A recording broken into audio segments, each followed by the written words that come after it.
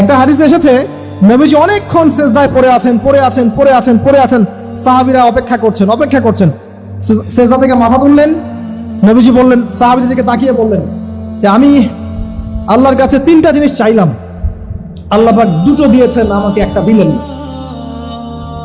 কথা বুঝতে পারছেন? কি চাইলেন ইয়া রাসূলুল্লাহ?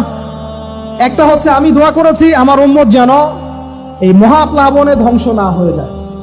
আল্লাহ পাক বলেছেন ঠিক আছে, ওকে। আরেকটা হচ্ছে আমার উম্মত এর মধ্যে আল্লাহ পাক দুর্ভিক্ষ দিও না, ঠিক আছে? আল্লাহ পাক বলেন ঠিক আছে, এই উম্মতকে দুর্ভিক্ষ দিয়ে মেরে ফেলবো না। তৃতীয়টা আমি দোয়া করলাম, আল্লাহ আমার উম্মত যেন আপোষে মারামারি করে না মরে। কথা বুঝতে পারছেন? আল্লাহ পাক এটা কবুল করেন নাই।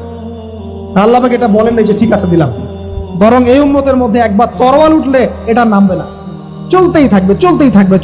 দেখেন চলছে না বাস্তবতা। এই যে শেষ জামানা হারাস চলছে, কত ঘরে ঘরে মানুষ এখন বাইরের সিরিয়াল গুলো দেখে তার ট্রেনিং শিখছে।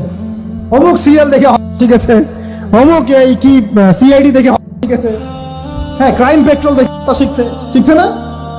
প্রশাসনকে জিজ্ঞাসা করেন যে কেস মানুষ করার জন্য যাররা পরিমাণ এখন বুক কাঁপছে না।